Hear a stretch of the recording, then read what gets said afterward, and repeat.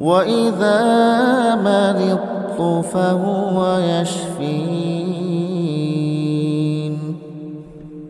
আর আমি যখন রোগাক্রান্ত হই তখন তিনিই আমাকে রোগ মুক্ত করেন।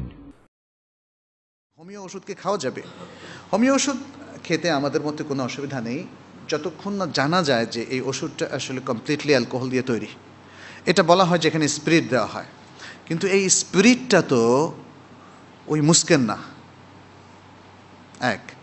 দ্বিতীয়ত হচ্ছে যে স্পিরিটের মধ্যেও কিছু কথা আছে। এই স্পিরিটটা যদি পরিবর্তিত হয়, এটাকে তাহউইল আল মুস্কিরাত বলা হয়।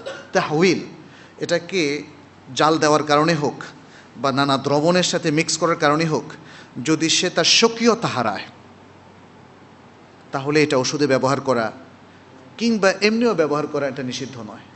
ফলে টপ করে বলে দেওয়া যে হোমিও ওষুধ নিষিদ্ধ, এটা উচিত নয়। যদিও আমার কাছে কেউ কেউ বলেছেন ডক্টর জাকির নায়েক নাকি এটাকে নিষেধ করেছেন, আমি সে সম্পর্কে খুব বেশি অবহিত নই। উনি ডাক্তার, উনি হয়তো আরও একটু স্পেসিফিকলি কথা বলতে হবে। আর আরেকটা বিষয় হচ্ছে যে এখানে যদি পরিবর্তন হয়, তাহলে সেটাও কিন্তু মাথায় রাখতে হবে। পরিবর্তন হয়ে গেলে, তার বৈশিষ্ট্য পরিবর্তন হলে তখন সেটা জায়েজ হয়। এই মাসালাটা জেনেই কিন্তু কথা বলতে হবে।